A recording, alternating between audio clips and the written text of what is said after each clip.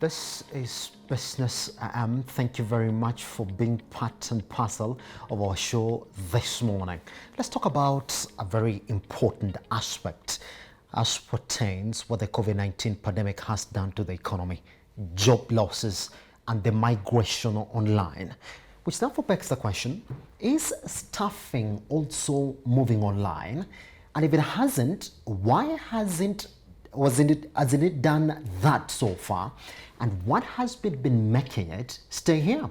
All right, this morning we're going to talk about the future of jobs. The job losses occasioned by the COVID-19 pandemic. And to help us understand this area well, we are joined by a lady in the studio. Her name is Sophy Mwale. She is the CEO Emploi. Fantastic. Sophy, how are you doing? Fine, thank you. Welcome to Metropole Television. Thank you. Thank you for having me. Anytime. All right. I just want to start with an overview of Emploi before we can actually get to talk about the future of staffing this morning. Thank you. Well, Emploi is a talent marketplace. Basically, it's a marketplace that's driven by a smart recruitment and talent management engine. Yes. Specifically targeted for SMEs. And Emploi is more than that, because the marketplace also provides job seekers with technology tools, plus also access to expert career professionals. Yes. People can just help them advance their careers. Yes. Yes. Fantastic. I want to go back to exactly what made you say, I need to start Emploi. What is this space in the market that you saw, and then you said this one needs to be filled? Okay. Incidentally, the idea to start Emploi came just as I had started a different business. Yes. And I think I was having a deep challenge getting someone to just work as an office assistant. So from my networks and also advertising on job boards, I wasn't really getting much help. And that's what made me, it was kind of strange because, there's a lot of unemployment on this continent. Yeah, isn't it? But you're trying to get somebody, but you just can't seem to get the right one. Exactly, Yes. exactly. So I think it was a moment of reflection for me. Yes. And I had also had a lot of experience in the recruitment space. I'd worked with the largest job board in the country, Yes. and I had also consulted for a number of HR companies. So with that knowledge, I got to reflect and realize that, yes, there's a number of solutions, but there is no single point that makes it very easy for a small organization to just carry out its entire HR and talent management platform value chain, at one platform. Yes. And that's how the idea for Emploi came about. Fantastic. Interesting that it started from a challenge and then you said, no, I gotta fill this area. Yeah. So how has been the access so far? Has been the I would say the adoption employee so far? Are SMEs realizing the need or the space you're trying to push to them? Actually, they are. We got into a market that had a very real problem, Yes. a very real challenge. Yes. In terms of adoption, we have half of SMEs are managed, the recruitment or HR is managed by a HR manager. Yes. But then there's another half where the owner managers handle everything. Yes. So you find in the space where there's already someone with technical recruitment knowledge and knows about gaps existing in their value chain, it becomes very easy for them to adopt. Yes. Their challenge traditionally was whatever tools and platforms that were there, and they were there, only they were focused on large organizations. So in terms of crafting these tools from the point of usability to costs and all that, they were not really SME friendly. Yes. And that's why you find a lot of HR maybe in the SME space were not yet adopting technology. The other side, we have owner-manager businesses where the owner-manager handles the recruitment and the entire HR management. Traditionally, they recruit through networking, So of course that comes with a lot of challenges in terms of the assessment and evaluation at the recruitment stage is pretty low. Yes. And that of course affects productivity and delivery at the end of it. So these guys, in as much as they've not really tried to engage with other digital solutions, you find that the minute you approach them, they are very willing to adopt because at the end of the day, they have the interest of their own businesses in terms of how productive their teams are and how much revenue they're making as an entity. And any solution that addresses those two verticals, they will easily adopt it. Pretty much. Yeah. All right. Now, somebody is listening to you and then saying you are addressing both markets. You're addressing this SME that is looking to onboard proper workers for it. Yes. You're also addressing this guy who's looking for this job. How does it address this guy who's looking for this job? And why would I not consider the old system of walking in and dropping my CV and saying, well, this is my resume, please have a look at it? Well, that's an interesting question. I think we became a marketplace the minute when we developed the platform. We knew we wanted a marketplace model that addresses an entire ecosystem. Yes. And we are not just talking about employers and job seekers here, we're also talking about recruiting agencies and basically anyone who's playing within the talent sourcing space. But I think before 2020, really understanding the deep needs, especially of the job seekers, we had not, it wasn't so pronounced. But then, 2020 is an event that happened at once, and people's layoffs were happening so abruptly, and the market was overwhelmed, and the need was there for everybody to see. Yes. And for us as an institution to ask ourselves, so wait a minute, are we giving our current job seekers enough value as we should have? It's because of that that I think in 2020 we've developed a lot of job seeker focused products. From the start of COVID-19, I think the first thing we did is that we wanted to actually what is it called? Why is my English failing me? We wanted to address some of the stronger needs that job seekers were having. Am I going to get laid off? Is my job secure? And stuff like that. So what we did, we ran what we called an information series. So basically it was a series of blogs and webinars where we'll have discussions with job seekers on our platform and just get to understand their needs and call in experts, to talk to them and address all the areas of concerns that they had. Yes. So from there, we realized one of the biggest challenges is that they don't understand how they need to portray and present themselves to potential employers. I mean, they're playing in this space where you really can see there's something wrong you're doing because people keep rejecting your CV or whatever, but you really don't know what it is. Yes. You go online and the advice that is there online, number one, it's usually foreign. So we don't have a strong culture of writing. It's not market-based, exactly, isn't it? Yes, exactly. yes. Number two, it's super confusing. There is no quality assurance online. Anybody can wake up and give advice, Pretty much. So people are pretty confused out there. Yes. So after the webinars, one thing we launched was actually a free CV review exercise. So we have this very large network of expert career professionals, and we said, okay, so let's tap into this. Are you guys able to issue free CV reviews to anybody who requests it? So that is live on our website. What else? So from there is whereby we opened other services like career coaching and exclusive placement services, just to help job seekers interact one-on-one with experts and get to understand what they can do better. And I think it's really worked well. I think we're getting around more than 85% success rate. You find that someone who either interacted with one of our professionals, either at the CV editing or at the exclusive coaching phase, they actually got an interview or landed a job.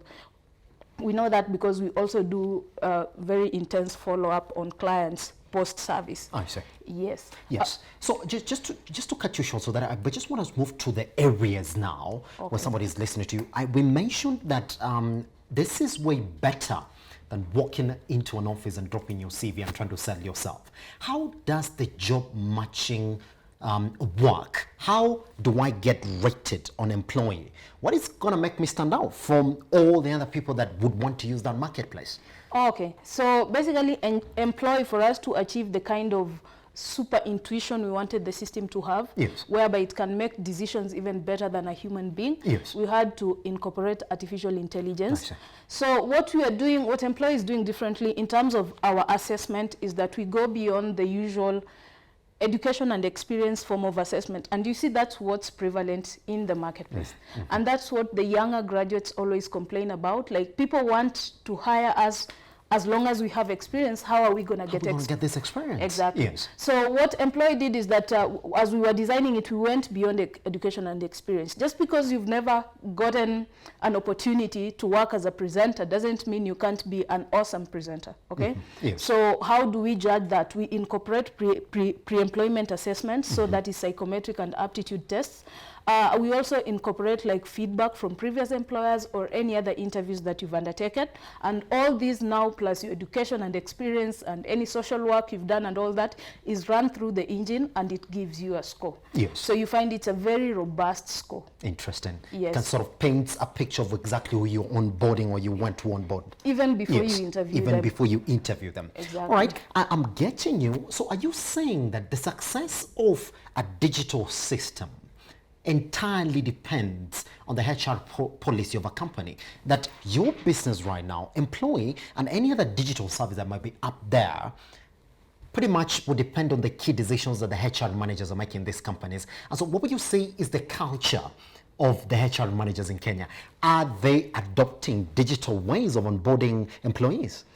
Yeah, sure. I mean, HR managers tend to be very well informed. Yes. I mean, they use platforms that where they interact with other HR people. They have a very robust networking system through IHRM, and they use tools like LinkedIn pretty well. So yes. I would say HR managers are pretty informed, and they are pretty adoptive, because have you found yourself where you're trying to sort of convince a HR manager just to use your platform? Yes, you will. You will, but this is why you do. Yeah. Okay, you don't convince them because they don't believe in digital technology. You may have to convince them because someone else came before you and they didn't do a good job. Okay, so how are you different? So Yes. I think that is the key thing that you have to work on. Yeah.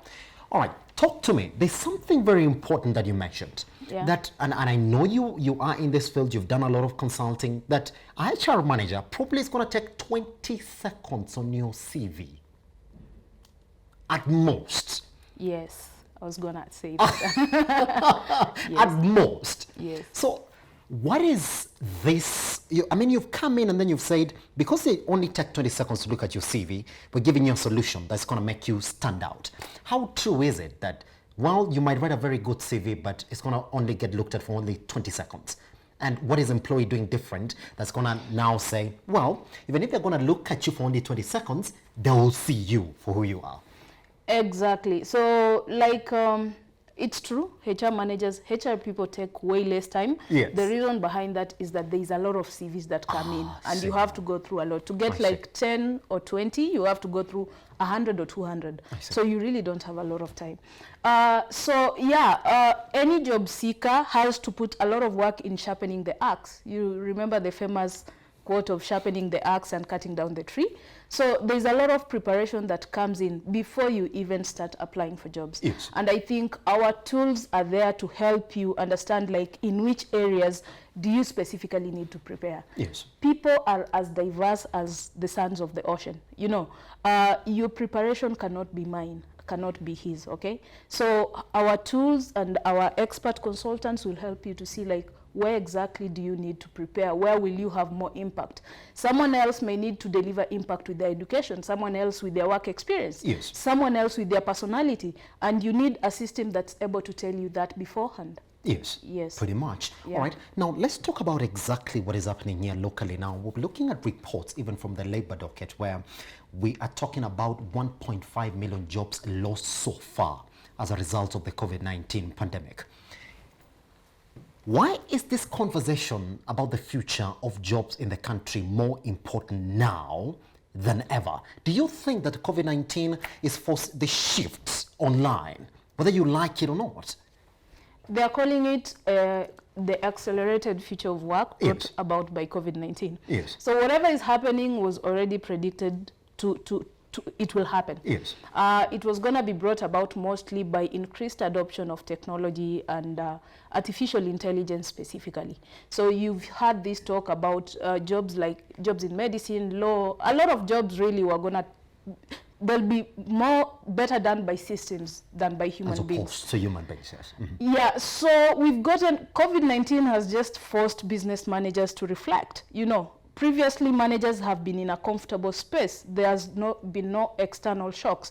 But right now, business managers, even locally here, have to reflect and ask themselves, do we really need an extra person doing so and so? Is there a simpler technology we can take for that in HR, for example? Is there a role that we can assign someone else within the organization? So that's what has happened. I think what needs to happen is that organizations, as they realign themselves and their workforces, they need to look at how they are handling, especially the workforce that they feel like they need to shed off. You know, how much support are you giving these particular guys in terms of helping them progress to the next level? Yes. Employees on their part also need to understand that this is the time to really understand their skill sets and see how they can realign them or build on what they already know. Yes. So I think that's the future that we have. It's already here with us. It's come so abruptly with no warnings, but that's what we all have to do. Pretty much. Yeah. So somebody who has lost their job right now during this COVID-19 pandemic, would you therefore advise them that the best place to go to right now is on a digital staffing platform like Emploi, and why? Yes, it's just okay. I may be biased, but yes. yeah, they just need to come to Emploi, yes. not on on any other platform, isn't it? Oh, yes. Okay, why yes. we say that is because we also believe we are the only digital platform that's providing comprehensive placement support to job seekers. We know of other platforms that provide maybe a bit of training and all that, yes. but I think Emploi is the first platform that's coming that's looking at the getting hired interface. Yes. So I'm already here now, I'm jobless now today, what do I need to do? Yes. So Emploi will be able to really handle or support you whichever way that's possible. Yes, everybody else needs to work more through digital platforms. I doubt there is still a lot of what you are calling the walking in with CV and yes. all that still yes. happening. Maybe in a small number of companies, but most of the organization, if you want to interact with them, if you want to impress upon their HR managers, you need to use a digital system. You gotta be online. Exactly. You have interacted with a lot of SMEs because actually Emploi is also directly targeted to give them that staffing solution. Yeah. How high up there, Sophie, would you rate staffing as a challenge to a local SMEs? I think I would rate it as high as capital. I mean, if you get... It's a huge challenge. Exactly, yes. If not higher. I yes. mean, if you get the right team and you're able to do the right things with them, I mean, you don't even need to figure out about capital. You guys are going to build that within your own solutions and products and yes. the value you're offering to clients. Yes. So, yeah. So it's way up there in your opinion, isn't it? Yes. It is. It yes. is. It's a very rigorous, it needs a lot of...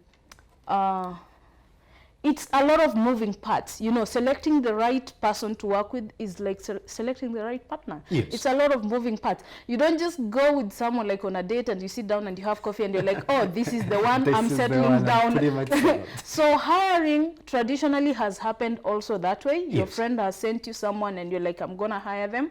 But then down the line, you realize a lot of challenges because at the sourcing interface, there's a lot that didn't happen well. Yes. And this goes both ways, by the way. Also, employees get into jobs that were not so good for them. But you see, they did not look at it from a comprehensive perspective. What is that organization's culture? Just beyond pay, what is their culture? You know, is that a place where I'll grow, where I'll be supported, where people will be understanding? People don't look at all these things because the human mind, and that's why we need technology for this, the human mind is pretty unidirectional, you know. Yes. If I sit with you for a sales interview, I like the way you talk, something about you just rings right with me. And then I'm going to take you up for that job, but I don't know how you work in teams, you know, how do you perform under pressure, all those other things I do not know. And those things also affect your performance. Pretty much. Yes. All right. So I was looking at some research that was done by the United Nations. They're saying that payroll funding for digital staffing platforms is a big challenge now, especially when you compare emerging markets like Kenya, where we're trying to be a mid-income economy by 2030. How have you navigated that, Sophie, with the employee? And do you think that we're getting to that level where the companies around us are fully aware of that value chain that you're bringing into their staffing that is going to support your payroll by the end of the day? Okay, so that's interesting. I think probably the research was focusing more on recruitment agencies, yes, as opposed to like digital platforms. So this is what I know about recruitment agencies. Yes. They pretty much fall within the SME space themselves. Yes. Yeah, and they face the challenges that we were talking about, the budgetary challenges and all that. The challenge they face is that HR firms do a lot of recruitments for a lot of people, but then they are still very manual in their own processes. I mean, yeah, they can't build technology per se because that's not their core business, but there's a lot of work that they do using actual hands that will be done through a platform. The mundane work like shortlisting and all that, yes, will be done through a platform and will heavily ease their payroll burden, you know. So for us, we know the reason as to why locally HR firms' adoption of technology has been low also has been because like I said, the solutions that have been there in the market have been targeting large organizations, yes, you know, like Safaricom and the rest. So you find that also HR companies, small companies, maybe 10 to 20 people, heads, they really can't afford these platforms, especially if you consider how much recruitment they have to do in a month. It's for this reason that we as Emploi, we thought the best way to work with HR firms is to work with them as partners as opposed to as clients. So HR firms basically have full access to our recruitment tools at zero cost, yes, as long as they are in a partnership agreement with us. yes, And I think such solutions will be able to ease and address this problem of payroll that you talk about. pretty much. Yeah. All right, therefore, Sophie, paint me a picture of Emploi in the next 5 years. What is this thing that you want to achieve within the Kenyan economy? Okay, so pretty much I think even currently Emploi operates beyond Kenya. We're in yes, East Africa. yes, In 5 years, we're expecting to be on the entire continent and beyond. So that's what we're achieving. Our vision is actually to support at least 50 million job seekers in 5 years, and at least 5 million SMEs in terms of just supporting them meet whatever employment or recruitment needs they're looking at. Fantastic. Yeah. Anybody wants to get to Emploi, how do they do that? Oh yeah. Yeah, we can't forget that. Yes, Exactly. Our yes, web address is www.emploi.co. Emploi is EMPLOI. fantastic. .co, not .com. Yes. .co. .co. Yes. .co, as they call Yes, it. There's .co, or we also have the .co.ke, so or www.emploi.co.ke. Yeah. All right, now, finally, Sophie, we gotta do this. You're in the market. You have some little technical know-how, a lot of technical know-how. I don't know why I'm saying little. To that person who has lost their job now, you being in this staffing section, what would be your best advice? You woke up this morning, you have that letter, we don't need you anymore because of the COVID-19 pandemic. How does this person start to attract potential employers now after losing their job? Well, yeah, that's a good question, really good question. And especially right now, I think the people who are mostly challenged are mid-level professionals. This is why I say this. I mean, entry-level professionals. You've just left campus or you've been in the job market for a year or less. You're still very malleable, you know. You can go into online writing and online work and all that. There's a lot that you can do. I was laughing with my team the other day and I was telling them, you can even go back home, you know. Some of them, you know, just, I'm jobless, mom, yeah, I'm here. But you see, you find someone who has been in the job market for 5 years or more. Yes. Yeah, they've already walked that career path. They simply just can't get into something else, you know.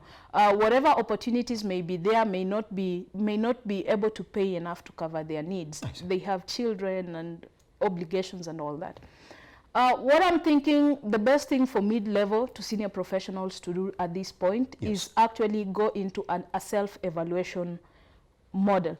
I don't know if I'm able to break that down here. Like, okay, so I know this is who I am, but what else can I be? Yes. Okay? Yes. I've been a salesperson, but can I also be an admin person? You know, what shows that I can be an admin person? How do I convince the other person that I've never been an admin person, but I can do admin work? Okay? Yes. Once you come up with that and you're able to outline all that, put it down on paper. So what opportunities in admin are there? You know, yes, the market has really shed off a lot of people, but also the market is still absorbing people. Right now, I think employers got into that shock at around March, April, May. And then in June, they realized, oh my God, if we stay in shock forever, we are going to die. So employers are also resuming processes, albeit at a smaller pace. Yes. So what value can you offer these employers who are resuming work? What we think will also work for these guys as they're still looking for major or better employment is to look for part-time employment opportunities.